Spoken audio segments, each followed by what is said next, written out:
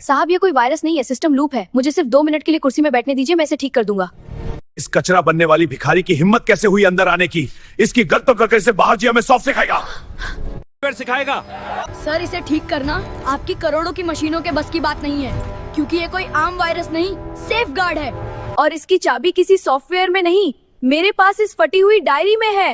इस पागल बच्चे को रोको। अगर इसने एक भी बटन गलत दबाया तो तबाही आ जाएगी। इसे धक्का देकर बाहर निकालो। जब अचानक एयरपोर्ट का मेन सर्वर लूप में फंस गया, हजारों यात्रियों की जान खतरे में थी। बड़े बड़े विदेशी इंजीनियर्स ने हाथ खड़े कर दिए थे, लेकिन तभी इस कूड़ा बिनने वाले बच्चे ने कहा, साहब मैं इसे ठीक कर दूंगा। पहले तो सबने उसका मजाक उड़ाया, उसे धक्का देकर बाहर निकाला, लेकिन उस कूड़ा बीनने वाले बच्चे ने अगले 2 मिनट में जो किया, उसे देख दुनिया के बड़े से बड़े इंजीनियर्स के पैरों तले जमीन खिसक गई। आखिर क्या सच्चाई थी इस कूड़ा बिनने वाले बच्चे की, आइए जानते हैं। दोपहर के ठीक 12 बज रहे थे। दिल्ली का इंदिरा गांधी इंटरनेशनल एयरपोर्ट अपनी पूरी रफ्तार से दौड़िएच रहा था। हर मिनट रनवे पर विशालकाय विमान उतर रहे थे और उड़ान भर रहे थे। हजारों यात्री अपनी मंजिलों की ओर बढ़ रहे थे। किसी को अपने परिवार से मिलना था, तो कोई बिजनेस डील के लिए निकल रहा था। लेकिन तभी अचानक एक पल में सब कुछ थम गया।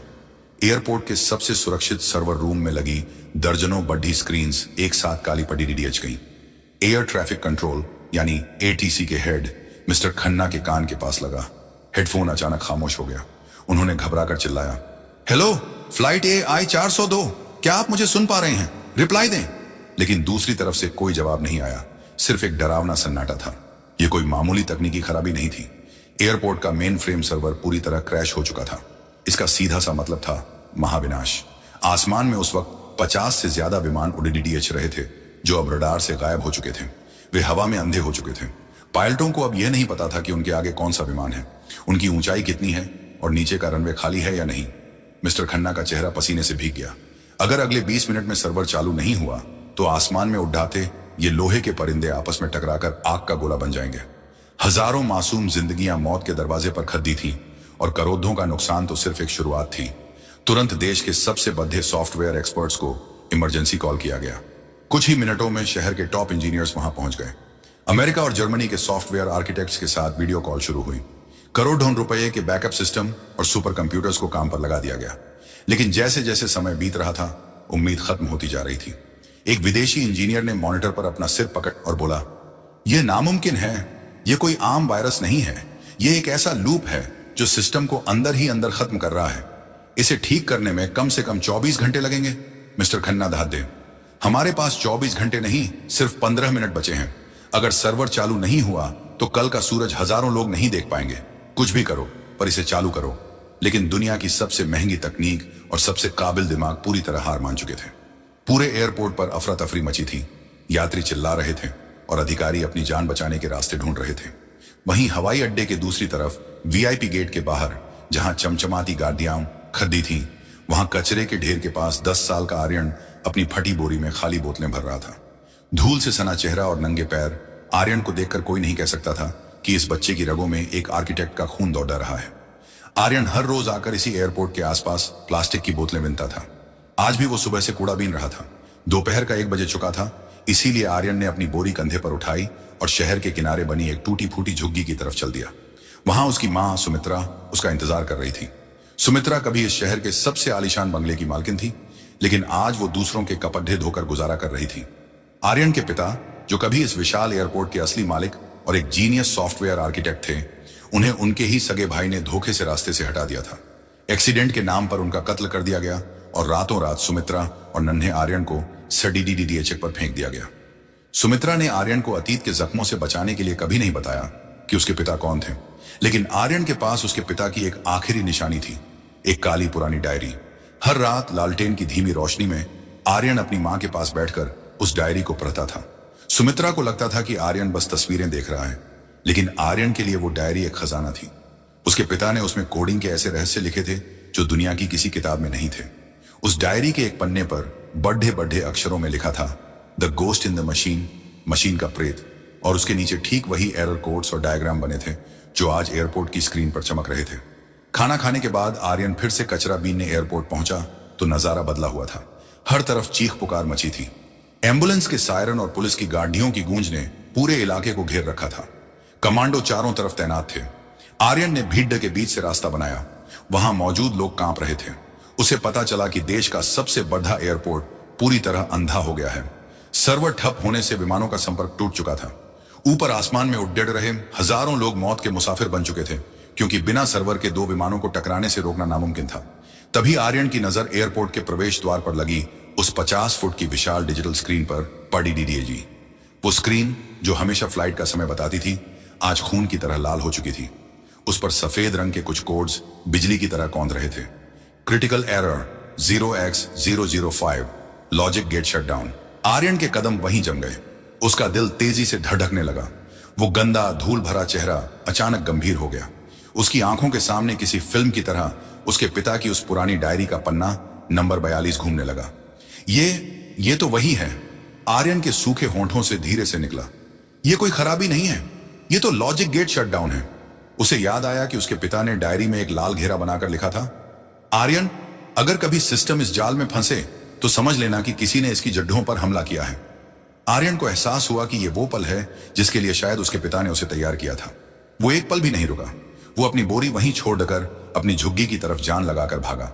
उसके नंगे पैर तपती सड़क पर जल रहे थे, पर उसे दर्द महसूस नहीं हो रहा था। उसे बस वो डायरी चाहिए थी। वो हांफते हुए अपनी झोपड़ी में पहुंचा। फर्श खोदकर बिस्तर के नीचे छिपाई हुई उस काली डायरी को बाहर निकाला। कांपते हाथों से उसने पन्ने पलटे। पन्ना नंबर 42। उसकी यहाँ उसके पिता के हाथ की लिखावट थी। यदि मुख्य सर्वर कभी इस लूप में फंस जाए तो दुनिया का कोई भी एंटीवायरस इसे ठीक नहीं कर पाएगा। इसे बाहर से नहीं, बल्कि कर्नेल रूट के भीतर घुसकर एक मैनुअल कमांड से ही जिंदा किया जा सकता है। याद रहे, रूट कमांड ही अंतिम रास्ता है। नीचे कोडिंग की 10 लंबी लाइनें लिखी थी। आर्यन ने उन लाइनों को एक मंत्र की तरह अपने दिमाग में उतार लिया।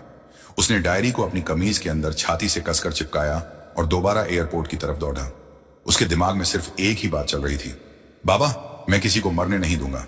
लेकिन एयरपोर्ट के वीआईपी एंट्रेंस पर पहुंचते ही एक भारी हाथ ने उसे पीछे धकेल दिया। ए भिखारी, कहां घुसा जा रहा है? भाग यहां से। एक गार्ड ने चिल्लाकर उसे धक्का दिया। आर्यन जमीन पर गिरा। उसकी कोहनी छिल गई, लेकिन वो फिर खड़ा हुआ। साहब, मेरी बात सुनिए। आर्यन गिद्धाया। उसकी आवाज में एक अजीब सा वजन था। अंदर का कंप्यूटर खराब नहीं हुआ है, उसे लॉक कर दिया गया है। मुझे पता है उसे कैसे खोलना है।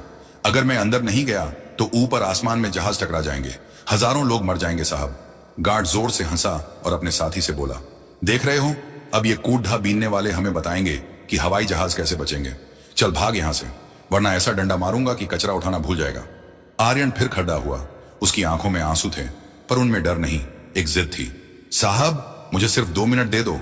अगर मैं ठीक नहीं कर पाया तो जो सजा देनी हो दे देना, पर अभी लोग मर रहे हैं, प्लीज मुझे जाने दो। तभी अंदर से खबर आई कि बैकअप सिस्टम भी फेल हो गया है और अब केवल 10 मिनट बचे हैं।